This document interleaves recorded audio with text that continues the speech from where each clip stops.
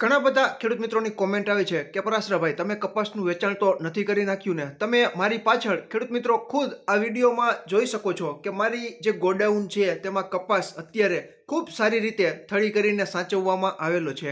લાંબા ગાળા સુધી કપાસ સાચવવાનું આયોજન હોય વ્યવસ્થિત રીતે કપાસની થળી કરેલી છે અને હાલ પૂરતું અત્યારે આ ભાવમાં કપાસ વેચવાની કોઈ ઉતાવળ કે કોઈ પણ પ્રકારનું આયોજન પણ નથી. ઘણા બધા ખેડૂત મિત્રો અત્યારે જોઈ રહ્યા છે કે કપાસમાં ખાસ કરીને અત્યારે મંદીની કઠણાઈ વચ્ચે તેજીની શરણાઈ ક્યારે વાગશે તેની રાહ મારી જેમ અનેક ખેડૂત મિત્રો અત્યારે જોઈ રહ્યા છે.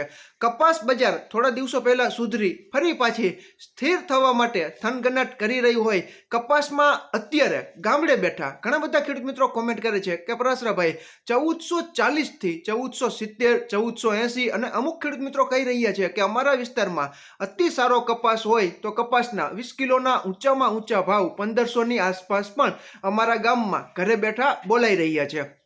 ખેડૂત મિત્રો, આપણે ગઈકાલે જોયું કે ગુજરાતના અલગ અલગ વિસ્તારોમાં કપાસના 20 કિલોના ઊંચામાં ઊંચા ભાવ 1500 અને 1500 ની ઉપરની સપાટીએ ગુજરાતના 20 થી 21 જેટલા સેન્ટરોમાં કપાસના 20 કિલોના ઊંચામાં ઊંચા ભાવ 1500 અને 1500 ની ઉપરના લેવલે જોવા મળેલા હતા. ખેડૂત મિત્રો, અત્યારે આપણે એક જ ચર્ચા સાંભળી રહ્યા છીએ કે વિશ્વ બજારમાં આ વર્ષે કપાસનો પાક છે તે મોટા પ્રમાણમાં આવશે.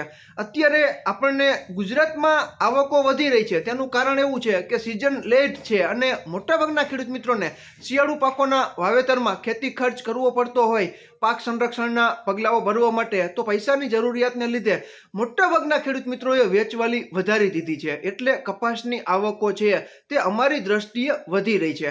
બાકી હું જ્યારે વેચીશ ત્યારે ચોક્કસ તમને જણાવીશ કે મેં આવા ભાવમાં કપાસ વેચી નાખ્યો છે. ગઈકાલે તારીખ 11/1/2025 ના રોજ આપણે બાબરા ખાતે 20 કિલોના ઊંચામાં ઊંચા ભાવ 1580 ની સપાટી સુધી પણ જોવા મળેલા હતા. ઘણા બધા ખેડૂત મિત્રો કહી રહ્યા છે કે પરાશરાભાઈ એકાદ બે એન્ટ્રી જ આવા ઊંચા ભાવની પડતી હોય છે. પરંતુ ખેડૂત મિત્રો, એકાદ બે એન્ટ્રી ભલે પડતી હોય, પરંતુ જે એન્ટ્રી પડતી હોય તે આપણા ખેડૂત મિત્રોને જ ભાવ મળે છે તેનો આપણને સંતોષ હોવો જોઈએ. અને આપણે આશા રાખી કે આવા 20 કિલોના ઊંચામાં ઊંચા ભાવના લેવલે મોટાભાગના ખેડૂત મિત્રોના કપાસ ભાવ મળે તો ખેડૂત મિત્રોને ખૂબ સારામાં સારું વળતર છે તે મળી શકે.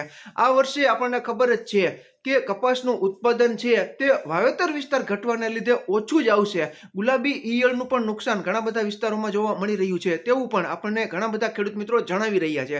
હવે આગળ જોઈએ કે કપાસની વેચવાલી ખેડૂત મિત્રો દ્વારા કેવી કરવામાં આવે છે, કારણ કે અત્યારે મોટાભાગના ગામડેથી પણ થોડો ઘણો સુધારો આવતા કપાસની વેચવાલી છે તે વધી ગઈ છે અને એને કારણે બજાર છે તે થોડી ઘણી પાછી પડી છે. બાકી આપણને ખબર જ છે કે ઉત્પાદનમાં મોટો કાપ છે. હવે આની અસર આવનારા સમયમાં કપાસ બજાર ઉપર કેવી થશે તેની માહિતી આપણે જેમ જેમ સમય વીતતો જશે તેમ તેમ તમારા સુધી પહોંચાડવાનો નાનકડો પ્રયાસ કરતા જશું. ખેડૂત મિત્રો, આમાં ક્યાંય ભૂલ હોય અને તમારી પાસે નવી અપડેટ હોય તો તમે કોમેન્ટમાં ચોક્કસ જણાવો. અને ગામડે બેઠા તમારા વિસ્તારમાં કપાસના કેવા ભાવ ચાલે છે તેની માહિતી પણ તમે કોમેન્ટમાં જણાવી શકો છો.